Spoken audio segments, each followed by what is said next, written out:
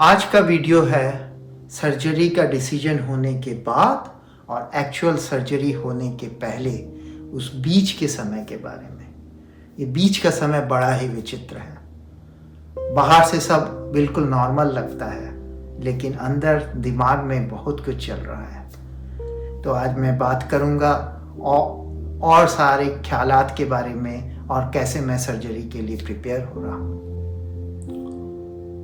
ये बीच का समय, सर्जरी के पहले पर डिसीजन होने के बाद का समय, सबसे इम्पॉर्टेंट चीज़ है सपोर्ट। आपको परिवार का सपोर्ट चाहिए, दोस्तों का सपोर्ट चाहिए, अपने कोवर्कर्स का सपोर्ट चाहिए, कलीग का सपोर्ट चाहिए। सपोर्ट का मतलब ये नहीं है कि सबको लंबे लंबे बातों में व्यस्त रखना है और सब बार बार हाल चाल पूछ रहे हैं, लेकिन फिर भी अगर एक बार एक फ़ोन कॉल आ जाता है कोई दोस्तों से कि ठीक ठाक हो ना, तो बहुत अच्छा लगता है। और मैं बहुत भाग्यशाली हूँ कि मुझे बहुत ही सपोर्टिव पत्नी मिली है, जो कि हमेशा मेरे साथ रही है। हमारे बच्चे हमें हेल्प कर रहे हैं, हमारा पूरा परिवार मुझे कॉल करते रहता है और मेरा बॉस इस वर्क में वो भी बहुत सपोर्टिव है। उस मामले में मैं अपने आप को बहुत ही लकी समझता हूँ। तो मैं सर्जरी के लिए प्रिपेयर कैसे कर रहा हूँ? दो तरह से सर्जरी के लिए प्रिपेयर होना है। एक तो प्रैक्टिकल साइड है जो कि इजी है, और दूसरा मेंटल साइड है जो कि काफ़ी डिफ़िकल्ट है। प्रैक्टिकल साइड में मुझको सबसे पहले तो जा कर के प्री ऑपरेशन अपॉइंटमेंट करना पड़ा। उसमें उन लोग मेरे बहुत सारे के टेस्ट्स करते हैं, सारे blood report, urine report, everything, सब कुछ देखते हैं कि मैं उसके लिए रेडी हूँ कि नहीं। एक चीज़ हुई कि मेरी ब्लड शुगर वो स्पाइक कर गया ठीक बिफोर सर्जरी, लेकिन हम लोग उस पर टेक केयर कर रहे हैं, उस पर काम कर रहे हैं। मेरी वाइफ जो है मेरी डाइट को बहुत स्ट्रिक्टली मॉनिटर कर रही है, हम एक्सरसाइज कर रहे हैं, क्योंकि अगर ब्लड ग्लूकोज हाई होगा तो मेरी रिकवरी में ज़्यादा समय लग सकता है। इसके अलावा बहुत सारा का पेपर वर्क फिल करना पड़ता है, इंश्योरेंस का पेपर वर्क, ऑफिस में जो छुट्टी लेना पड़ता है उसका पेपर वर्क, डॉक्टर को ऑल द डिस्क्लेमर देना पड़ता है, काफ़ी पेपर साइन करने पड़ते हैं। तीसरी बात है कि मुझको हॉस्पिटल में सुबह 5 बजे पहुंचना है, तो कौन हमारे साथ जाएगा, कौन हमें लेके जाएगा, उन सब का सारा प्रिपरेशन हो चुका है। लेकिन मेंटल साइड वो बहुत डिफ़िकल्ट है।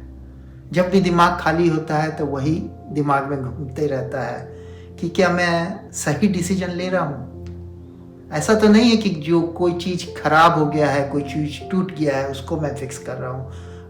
मेरा पैर टूट गया है तो हमको पता है मेरे को पैर को फिक्स करना है। ये जो चीज़ है एन्यूरिज्म वाला चक्कर, इसमें कुछ टूटा नहीं है, लेकिन वो टूट सकता है, वो रप्चर हो सकता है, उसलिए हम उसको फिक्स कर रहे हैं। और जो फिक्स है वो बहुत इजी फिक्स नहीं है, बहुत इन्वॉल्व फिक्स है। इस चीज़ में शांति रखना बड़ा मुश्किल है। तो मैं उसके लिए क्या कर रहा हूँ? एक तो मैं अपने आप को बिज़ी रखना चाह रहा हूँ, मैं काम में बिज़ी रहता हूँ, और एक नई हॉबी ये स्टार्ट कर दिया हूँ कि मैं अपनी स्टोरी आप लोग से शेयर करूँ और मैं वीडियो बनाऊँ। तो लास्ट काफ़ी दिनों से अभी मैं सर्जरी के 2 दिन पहले रिकॉर्ड कर रहा हूँ, और मुझको ये एक तो डिस्ट्रैक्शन हो गया मेरे लिए, एक थेरेपी हो गया ये वीडियो बनाना, तो वो मुझे हेल्प कर रहा है। और क्या हेल्प कर रहा है? प्रेयर्स। एवरीवन, सब कोई मेरे लिए प्रे कर रहे हैं। मेरे दोस्त मेरे लिए प्रे कर रहे हैं, मेरे परिवार वाले मेरे लिए प्रे कर रहे हैं, मेरे कलीग्स मेरे लिए प्रे कर रहे हैं। तो जब आप प्रे करते हैं कोई दूसरे आदमी के लिए, तब तो प्रेयर और भी सुना जाता है। तो जब इतने लोग मेरे लिए प्रे कर रहे हैं तो वो मेरे को काफ़ी कॉन्फिडेंस दे रहा है। जब मैं काफ़ी लोगों से अभी बात कर रहा हूँ तो जनरली लोग मुझसे ये पूछ रहे हैं कि मेरे को सबसे ज़्यादा कंसर्न किस चीज़ का है, मैं सबसे ज़्यादा चिंतित किस बारे में हूँ। तो सबसे बड़ी बात जो मैं चिंतित हूँ उस बारे में, अगर आप मेरी पूरी जर्नी देख रहे हैं तो आपको पता होगा कि मेरा एक पॉसिबल रीज़न हो सकता है मेरे एन्यूरिज्म का, मेरे जेनेटिक्स, मेरी हेरिडिटरी। तो मुझे उसकी बहुत चिंता है कि क्या मैं इसको पास कर रहा हूँ अपने बच्चों को। हमारे बच्चों का कोई स्कैन नहीं हुआ है, हमने अभी जा कर के उसको चेक नहीं किया है। हमको पता भी नहीं है कि वो करना सही है कि नहीं है, पर ये एक दिमाग में घूमते रहता है कि मेरे साथ तो ये हो रहा है, क्या मेरे बच्चों को भी ये झेलना पड़ेगा। वो मेरी बहुत बहुत बड़ी चिंता की विषय है। और दूसरी चीज़ की चिंता जो है वो थोड़ा पर्सनल है।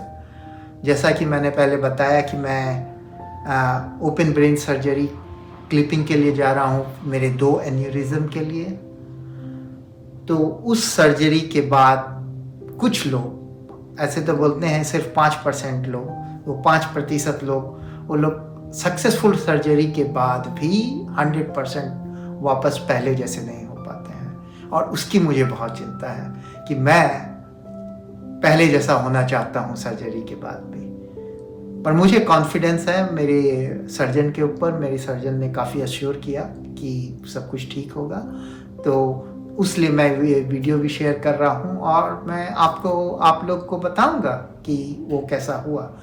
पूरी रिकवरी मैं आप लोग के साथ रहूँगा यदि आप हमारे साथ रहना चाहते हैं तो। सर्जरी के पहले मैं एक और चीज़ के बारे में बात करना चाहता हूँ। एक और थॉट जो मेरे दिमाग में बार बार आता है, मैं फॉर्चुनेट हूँ कि अनफॉर्चुनेट हूँ। ये मेरा सौभाग्य है या ये मेरा दुर्भाग्य है कि मुझको पता चला कि मेरे ब्रेन में एन्यूरिज्म है। अगर मुझको पता नहीं चलता तो मेरे को और ये सब कुछ भी कराने की ज़रूरत नहीं पड़ती, क्योंकि ये तो आज नहीं हुआ है, तो बहुत दिनों से था और मैं अपना लाइफ ऐसे ही जीते रहता। तो उस तरफ से सोचे तो ये मेरा दुर्भाग्य है कि ना हमको अब ये सब कुछ कराना पड़ रहा है। लेकिन कुछ और लोग बोलते हैं कि ये तो तुम्हारा सौभाग्य है कि तुमको इस चीज़ के बारे में पहले पता चल गया, तो अब तुम इसके लिए कुछ कर सकते हो।